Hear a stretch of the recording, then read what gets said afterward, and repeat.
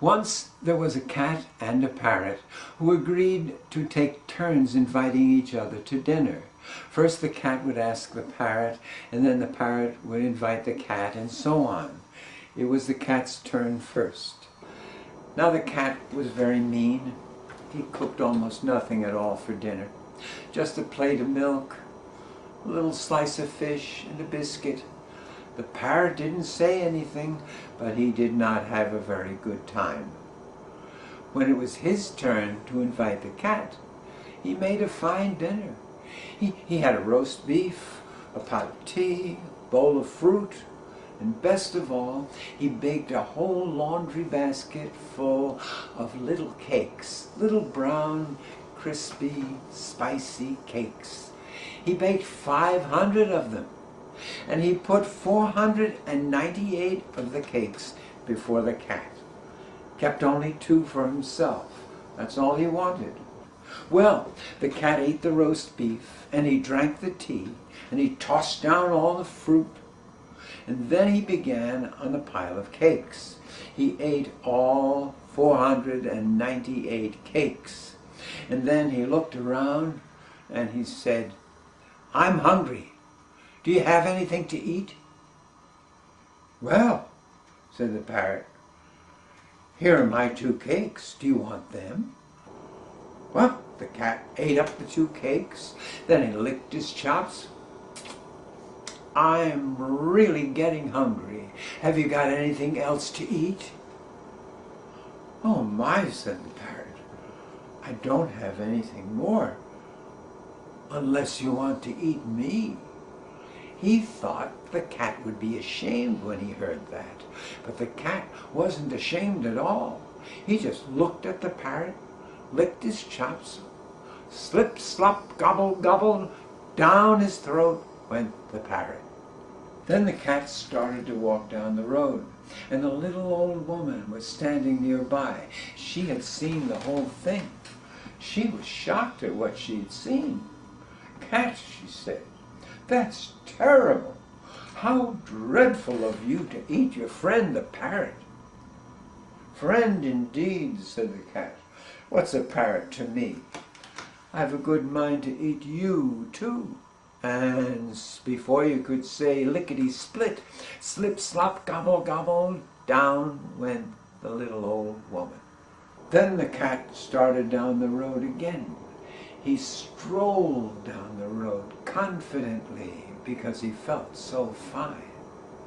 Pretty soon he met a man leading a donkey. The man was shouting at the donkey and pulling on him to hurry him up.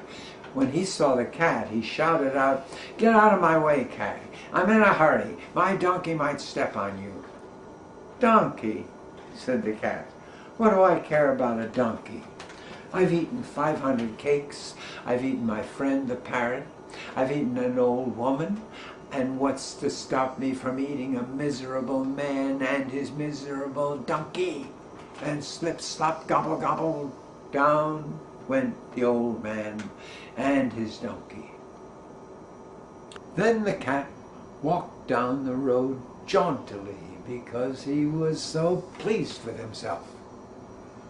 Before long, he met a procession coming the other way, like a parade, and the king was at the head, walking proudly with his new bride, the queen. And behind him were his soldiers, marching and marching. Behind them were lots and lots of elephants. The king felt very kindly toward everybody because he'd just been married. And he said to the cat, "Get out of my way, kitty, get out of my way. My elephants might hurt you." "Hurt me?" said the cat. "I've eaten 500 cakes. I ate my friend the parrot. I ate a little old woman. I've eaten a man and his donkey. What's to stop me from eating a foolish king and his queen?" Slip, slop, gobble, gobble. Down went the king, down went the queen, down went the soldiers, and down went all the elephants. Now the cat walked down the road more slowly. He really had enough to eat. But a little further on, he met 2 little land crabs scuttling along in the dust.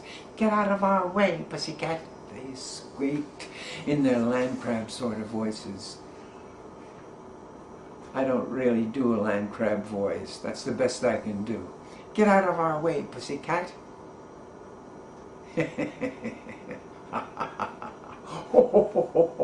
Oh, laughed the cat.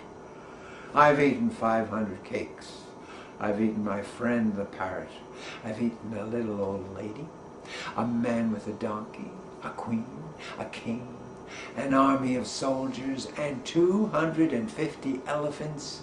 And now I'm going to eat you too, even though I'm not hungry." Slip, slop, gobble, gobble. Down went the 2 land crabs.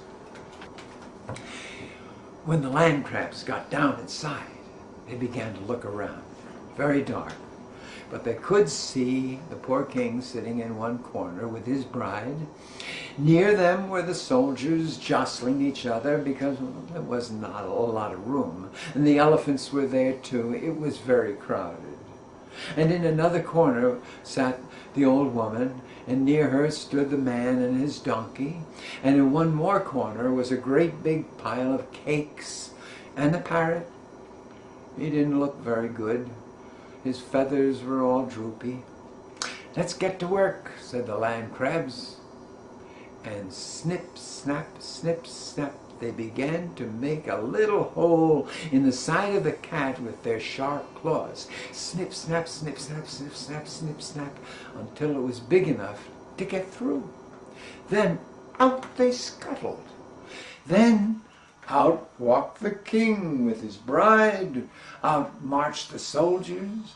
Out tramped the elephants. Out came the old man, pulling his donkey. Out walked the old woman, still scolding the cat. And last of all, out hopped the parrot, still holding 2 cakes. You remember, he only wanted 2 cakes.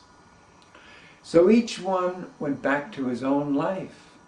But the cat had to spend all the rest of that day sewing up the hole in his side.